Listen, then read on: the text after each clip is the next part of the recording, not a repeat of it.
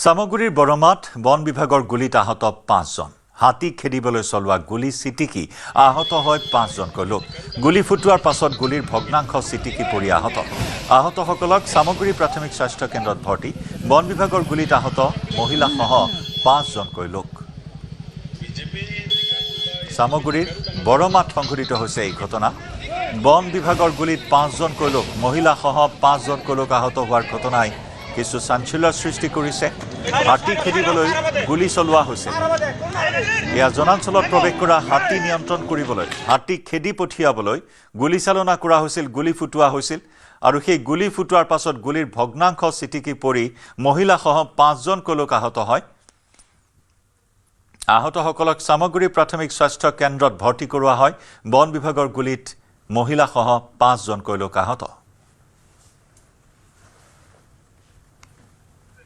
হয়, এইটো আজি ৰাতিপুৱাৰ পৰা হাতী ইয়াত ঘূৰি আছে, গতিকে ইয়াত বহুত খেতি-বাতিও আছে, খেতি-বাতি নষ্ট হৈছে, চাং ভাঙিছে, গতিকে আৰু ইয়াত আপোনালোকে দেখিছে মানুহৰ বীজ যথেষ্ট হৈছে।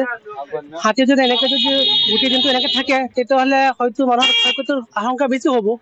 গতিকে ইতিমধ্যে বন বিভাগৰ মানুহ আহি পেলাই উপস্থিত হৈছে। তেখেতসকলক এটি অনুৰোধ কৰিম, তেওঁলোকে যাতে অতি সোনকালে এই হাতীটো ইয়াৰ পৰা খেতি পঠিয়াই, অন্যথা মানুহৰ বিপদ হোৱাৰ আশংকা খুব বেছি।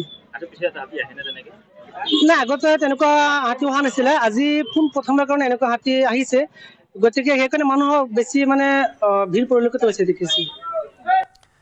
আমাৰ নগাঁৱৰ পৰা জ্যেষ্ঠ সাংবাদিক নীলোৎপল বৰাৰ সৈতে সংযুক্ত হৈছোঁ। নীলোৎপল, এক চাঞ্চল্যকৰ ঘটনা, সাৱধানতা অৱলম্বন কৰা হোৱা নাছিল নেকি গুলী ফুটোৱাৰ ক্ষেত্ৰত?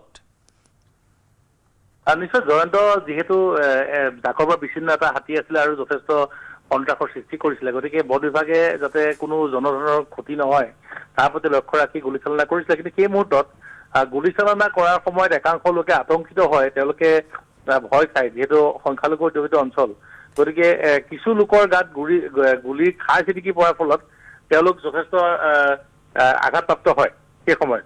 আৰু তাৰ পিছতে বহুতে ভয় খায় যে কাৰোবাৰ গাত গুলী লাগিছে বুলি এনেধৰণৰ উৰা বাতৰি ওলাই যায় আৰু বন বিভাগৰ গুলীয়ে মানুহক ক্ষতি কৰে, মানুহৰ গাত আঘাত কৰিছে বুলি উৰা বাতৰি, আৰু সেই ভয়তে বহু লোকে সেই স্থানৰ পৰা পলায়ন কৰে, দৌৰা দৌৰিকে তাৰ পৰা আঁতৰি যায় আৰু এটা হুলস্থুলীয়া পৰিস্থিতিৰ সৃষ্টি হয়। বহু লোকে দৌৰা দৌৰিতো আঘাতপ্ৰাপ্ত হয় আৰু ইতিমধ্যে আঘাতপ্ৰাপ্ত মহিলাসহ যি 4 জন লোকক ইতিমধ্যে বৰমাৰ পৰা সামগুৰিৰ যি কাৱৈমাৰী FIR বৰ্তমান ভৰ্তি কৰা হৈছে আৰু আটাইকেইগৰাকীৰে বৰ্তমান স্বাস্থ্যৰ অৱস্থা সুস্থ বুলি গম পোৱা গৈছে। জয়ন্ত, ধন্যবাদ নীলোৎপল।